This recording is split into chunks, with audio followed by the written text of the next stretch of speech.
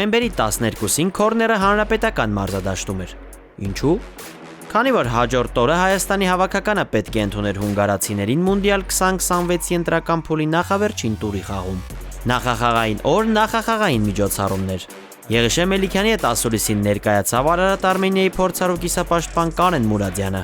ով արդեն հաջորդ օրը հենակետային գոտում պետք է փոխարիներ վնասվածքի պատճառով հավաքականին չմիացած Ուգո Չուկվու Իվուին։ Եթե կարողանանք շատ ուրախ կլինենք, բայց եթե չկարողանանք էլ, մենք շատ հարցեր այս խաղերով կարող ենք լուծել մեր ապագայի համար։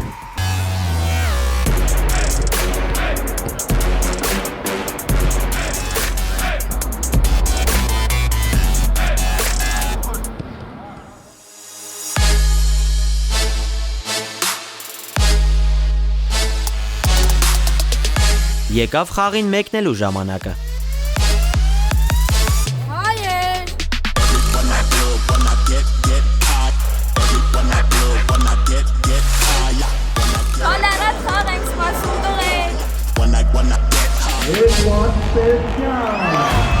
Մի քանի առաջատար ֆուտբոլիստների բացակայության պայմաններում Եղիշե Մելիքյանը կազմում փոփոխություններ էր կատարել։ Նախորդ խաղերի համեմատ մեկներկային կազմում էին Կարեն Մուրադյանը, Ժիրայր Շաղոյանը և Էդգար Սևիկյանը։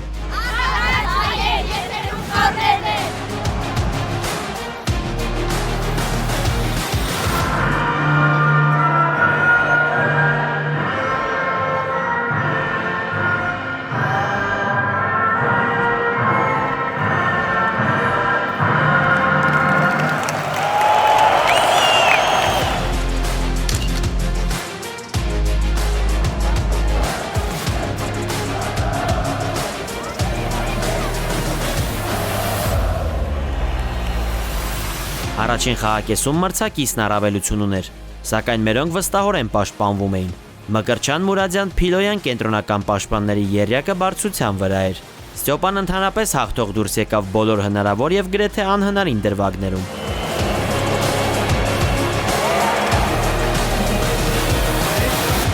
Տեղ-տեղ նաև վտանգավոր հակագրոհում էին և ատամներ ցույց տալիս։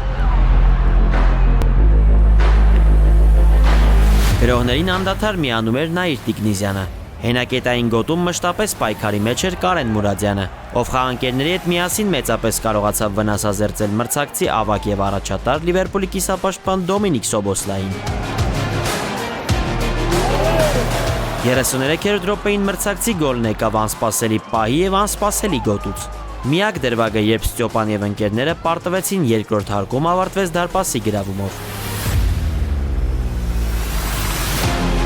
Երկրորդ խաղակեսում Հայաստանի հավաքականն ավելի ակտիվ էր։ Գրողները կառուցում և արագություն էր հաղորդում մեր ավագ և դիրիժոր Էդուարդ Սպերցյանը, ով իր խաղամակարդակով առանձնանում էր նույնիսկ եվրոպական բարձրակարգ ակումբներում հանդես եկող հունգարացիների ֆոնին։ Եղիշե Մելիքյանն էլ ավելի ակտիվացրեց խաղը փոփոխությունների շնորհիվ։ Արթուր Սերոփյանի և Նարեկ Գրիգորյանի հետ փոխարինման մտան նաև ազգային թիմում պաշտոնական խաղերում նորամուտը նշած Ալաշկերտի կիսապաշտպան Կարեն Նալբանդյանը և Արարատ Արմենիայի հարձակվող Արայիկ Էլոյանը։ Եվ հենց Էլոյանը երկու դրվագում կարող էր հերոսանալ։ Նախ խոստումնալից հարձակվողը հաշվենկատ փոխանցումով դարպասապահի դեմ մեն-մենակ դուրս բերեց Նաիր Տիկնիզյանին, սակայն Նաիրի հարվածը մի փոքր շեղ ստացվեց։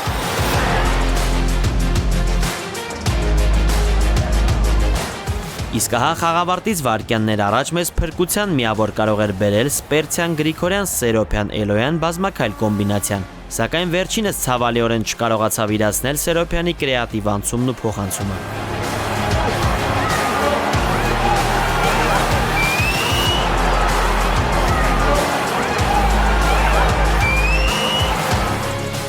Անկախ պարտությունից Մելիքյանի գլխավորությամբ երիտասարդացման և կայացման գործընթացը շարունակող Հայաստանի հավաքականը հունգարացիների հետ երևանյան դիմակայությունում արժանի էր առնվազն մեկ միավորի։ Այս ընտրական փուլը Մելիքյանը ծառայեցրեց ազգային թիմի վերակազմավորմանը, որը պետք է նպաստի արդեն նոր տարում սպասվող դրական արդյունքներին։